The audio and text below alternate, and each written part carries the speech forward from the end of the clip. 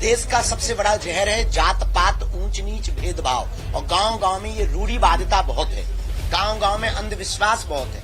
एक जन जागृति संकल्प को लेकर के हमने विचार किया, जात पात की करो विदाई, हम सब हिंदू भाई भाई। जात पात और भेदभाव को जड़ से हमें मिटाना है, हमें भारत भव्य बनाना है। जाति जाति में जाति है जो के तन के पात, रविदास मनुष्य ना जुड़ सके जब तक जाति ना जात। इस दोहे से सबक सीख लेना चाहिए धीरेन्द्र किशन शास्त्री को। संत शिरोमणि रविदास जी की बातें तो कभी कभी करता दिखाई देता है, लेकिन उनकी जो असल बात है, जो बुनियादी बातें हैं, उन पर कभी प्रकाश डालता नहीं दिखता। जो संत शिरोमणि रविदास जी ने कहा, ब्राह्मण मत पूजे जो होवे गुणहीन, पूजे चरण चंडाल के जो होवे गुण प्रवीण, इन बातों पर कभी प्रकाश डालता नहीं दिखता है। तो जो रापी होती ना, रापी जानते हो, जिस पर आपने देखा होगा रापी पर रखकर जूता से ले जाते हैं, वो लोहे की होती है 3 फुट जैसी, उसे रापी कहते हैं। रैदास जी जिस रापी पर चमड़ा रखकर काटते थे भगवान ने, वो होती है लोहे की। रैदास जी आज भी सबके बीच में जीवित हैं। क्यों? क्योंकि उन्होंने संतों का संग किया। जो कबीर साहब ने कहा कि पोथी पढ़ पढ़ जग मुआ, पंडित भयो न कोय, ओ ढाई अक्षर प्रेम का, पढ़े तो पंडित होए। कि प्रेम का यदि 2.5 अक्षर पढ़ लिया तो सबसे बड़ा पंडित वही कहलाएगा। यह नहीं कि नफरती भाषा बोलकर, बटेंगे तो कटेंगे ऐसी ऐसी भाषा बोलकर मुस्लिमों के खिलाफ या किसी विशेष जाति समूह के खिलाफ जो नफरती भाषा बोलते हैं, इससे कोई पंडित नहीं होता। और वहीं मुस्लिमों के लिए जो कहा, कंकड़ पत्थर जोड़कर मस्जिद ली चुनाए, ताचड़ मुल्ला बांग दे के तेरा बहरा हुआ खुदाए, दोनों को एक लाठी हाँका। देश का सबसे बड़ा जहर है जात पात, ऊंच नीच, भेदभाव। और गांव गांव में ये रूढ़िवादिता बहुत है, गांव गांव में अंधविश्वास बहुत है। एक जन जागृति संकल्प को लेकर के हमने विचार किया, पत्थर पूजे हरि मिले तो मैं पूजू पहाड़, और घर की चक्की कोई ना पूजे जाको पीस खाए संसार। इन बातों को भी समझ ले धीरेन्द्र किशन शास्त्री। इस देश को कहां ले जा रहा है?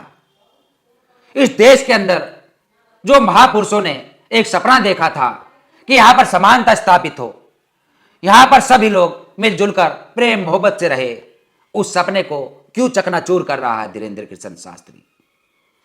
ये बहुत सवाल खड़े होते हैं तेरे ऊपर और तेरे जैसे जो दर्जनों और ऐसे पाखंडी कथा बेचने वाले दुकानदार हैं, उनके ऊपर ये बहुत से सवाल खड़े होते हैं कि क्यों इस देश को अंधकार की ओर ले जा रहे हो। और कह रहा है कि गांवों के अंदर सबसे ज्यादा जातिवाद है, गांवों के अंदर सबसे ज्यादा अंधविश्वास है, और गांवों के अंदर ही यात्रा निकालेगा, गांवों के अंदर ही लोगों को जागरूक करेगा। और गांवों के अंदर ये अंधविश्वास क्यों है, क्यों जातिवाद है, इसकी असल जड़ पर कभी ध्यान नहीं देगा। अरे तेरी वजह से ही ये जातिवाद है, तेरी वजह से ही अंधविश्वास गांवों में पनपा हुआ है। जो पाखंड की दुकानें लगाता है, ये गांवों से ही सबसे ज्यादा तेरे पास लोग आते हैं, महिलाएं आती है, जिनको तू आज भी मानसिक गुलाम बनाए रखना चाहता है। ये सवाल अपने आप से कर, तुझे जवाब मिल जाएगा। लेकिन ऐसा तू नहीं करेगा क्योंकि तुझे डर लगता है कि यदि जनता जागरूक हो गई, ये बहुजन समाज के लोग जो कि सदियों से मानसिक गुलाम बनाकर रखे गए, यदि यह जागरूक हो गए तो तेरी पाखंड की दुकान उसी दिन बंद हो जाएगी। इसलिए तुझे डर लगता है। और कबीर साहब की तू बातें जो करता है, उनकी बातों पर कभी बारीकी से, यानी अध्यात्म की दुनिया में यदि तू बात रखता है, अपनी की आध्यात्मिकता है तेरे अंदर। कबीर साहब भी आध्यात्मिकता के एक बहुत बड़े विद्वान थे, उनसे थोड़ी सीख ले। जो उन्होंने कहा कि मुझको कहां ढूंढे बंदे, मैं तो तेरे पास में, ना तीरथ में, ना मूरत में, ना एकांत निवास में, ना मंदिर में, ना मस्जिद में, और ना ही काशी कैलाश में, ना मैं जप में, ना मैं तप में, ना ही विरत उपास में, ना ही क्रियाक्रम में रहता, और ना ही योग संन्यास में, ना ही प्राण में, ना ही कुंड में, और ना ही ब्रह्मांड आकाश में। कहे कबीर सुनो भाई साधु, मैं तो हूं विश्वास में। इससे भी सीख ले कुछ। कितनी बड़ी बात कही, कहां कहां ढूंढवाने लगे हो, लोगों को क्या बनाकर रख दिया।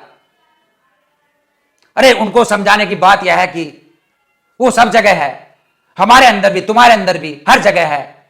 यदि अपने अंदर आचरण अच्छा रखो, संस्कार अच्छे रखो, लोगों से जुड़ाव रखो, समानता के भाव रखो तो सबके अंदर है, वह हर इंसान के अंदर है, हर प्राणी के अंदर है, लेकिन कभी इस बात पर ध्यान नहीं देगा। पत्थर पुजवाएगा, गोबर पुजवाएगा, गोबर खिलवाएगा। अनिरुद्ध आचार्य जैसा एक पाखंडी गोबर खिलवाता है।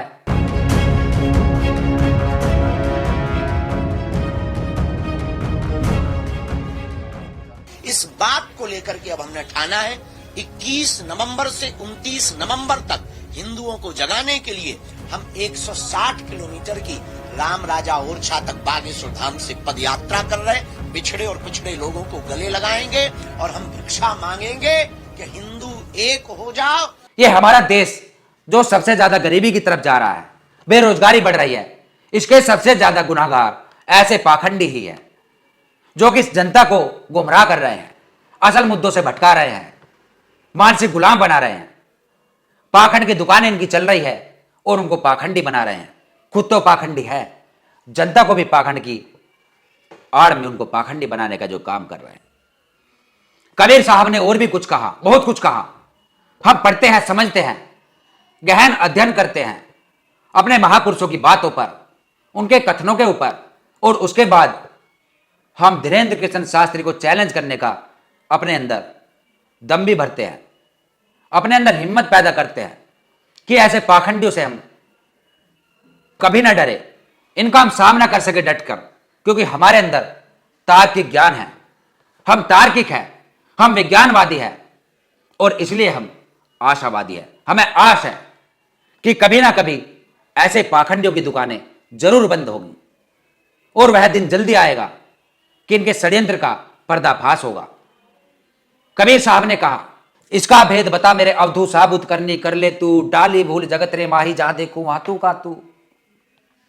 हाथी में हाथी बन बैठो, चींटी में है छोटा तू, हे महावत ऊपर बैठो हाकन वाला तू का तू। चोरों के संग चोरी करता, बदमाशों में भेलो तू, चोरी करके भागने लागे पकड़ने वाला तू का तू। कितनी बड़ी बात कह दी थी। इन बातों को कभी जनता के सामने रखी है? नहीं रखता है। उनको कभी नहीं समझाता ऐसी बातें कि नर नारी में एक विराजे दो दुनिया में दिखे तू, बालक होकर रोमन लागे राखन वाला तू का तू। हृदय पर टच होती है ऐसी बातें, ना कि ऐसी बेहूदी बातें कि जात पात की करो विदाई, हम सब हिंदू भाई भाई। अरे हमारे महापुरुषों को पढ़, उनको समझ, उनसे सीख। ये एक छोटी सी कहावत, छोटी सी बात बनाकर समझता है कि बहुत बड़ा विद्वान हो गया। हजारों सैकड़ों दोहे, हजारों सैकड़ों ऐसे कथन जिनका आज तक तोड़ नहीं पाएगा तुझे, कभी नहीं जीत पाएगा उनके सामने। जल जीव जगत रे माही जहां देखूं वहां तू का तू, कहे कबीर सुनो भाई साधु गुरु मिलिया है यूं का तू। नर नारी में एक समानता का जो प्रतीक हमारे महापुरुषों ने मिसाल कायम करी, और तुमने उस महिला को अपनी पैरों की जूती बनाकर, अपनी कथाओं में मानसिक गुलाम बनाकर ये षड्यंत्र में फंसा दिया कि वह इससे ना निकले। दुनिया भर के आडंबर, दुनिया भर के पाखंड, दुनिया भर का अंधविश्वास। देश का सबसे बड़ा जहर है जात पात, ऊंच नीच, भेदभाव, और गांव गांव में ये रूढ़िवादिता बहुत है, गांव गांव में अंधविश्वास बहुत है। एक जन जागृति संकल्प को लेकर के हमने विचार किया। ये कुर्तियां जितनी भी ये भरी हुई है तुम्हारे धर्म के अंदर, इन्होंने जकड़ कर रख दिया इस समाज को, इस देश को, और बात करता है कि यहां पर अंधविश्वास गांवों में सबसे ज्यादा मिलता है, गांवों में जातिवाद सबसे ज्यादा मिलता है। कभी काम क्या है उसके ऊपर? कभी उसके ऊपर कोई भाषा या कोई भी इस तरीके का बयान दिया है? नहीं दिया है, क्योंकि जो हमने आपको असल बात बताई, जो षड्यंत्र है, जो इसको कायम रखना चाहता है धीरेन्द्र कृष्ण शास्त्री जैसे और भी अन्य कथावाचक, यही सबसे बड़ी जड़ है। और गुमराह होने की जरूरत नहीं है। समाज के अंदर एक से एक बुद्धिजीवी लोग, एक से एक ज्ञानी हमारे बहुजन समाज के लोग आज पैदा हो गए हैं। एक से एक इतिहासकार, एक से एक कवि, singer, film director, producer, actor, सभी हमारे समाज के अंदर आज पैदा हो रहे हैं कला के क्षेत्र की यदि हम बात कहें। और उसके अलावा यदि मानसिक गुलामों की बात कहें तो मानसिक गुलाम भी धीरे धीरे इस गुलामी से बाहर जरूर आएंगे, यह हमें उम्मीद है। अगर कोई कथा को बेच रहा है तो खरीदार कौन है? खरीदता आप ही तो खरीद रहे ना। अगर भागवत 50 लाख में बेच रहे तो आप ही खरीदते हैं, तो असली जिम्मेवार तो आप हैं। हम भले ही खूब दुकान सजा लें, आप ना खरीदो तो क्या हम खाक करें? यानी खुद भी मानता है इस बात को कि ये पाखंड है, इसके अलावा कुछ नहीं। लेकिन आम जनता जो कि आज भी मानसिक गुलाम बनी हुई है, जो कि आज भी इस प्रोपेगेंडे को नहीं समझ सकती और ना ही समझना चाहती है, और वह इनकी बातों में आ जाती है। और हमारा मकसद यही है कि जागरूक हो, सतर्क बने, तार्किक बने। इस खबर पर आपका क्या कहना है? कमेंट्स में अपनी प्रतिक्रिया जरूर दे। और धीरेन्द्र किशन शास्त्री जैसे जातिवादी मानसिकता जाहिल ऐसे लोगों के लिए आपका क्या कहना है? अपने प्रतिक्रिया, अपने जवाब जरूर दे और देखते रहिए BH न्यूज नेटवर्क। फिर मिलेंगे एक ऐसी खबर के साथ। जय भीम, जय भारत, जय संविधान, जय विज्ञान, जय लोकतंत्र। धन्यवाद।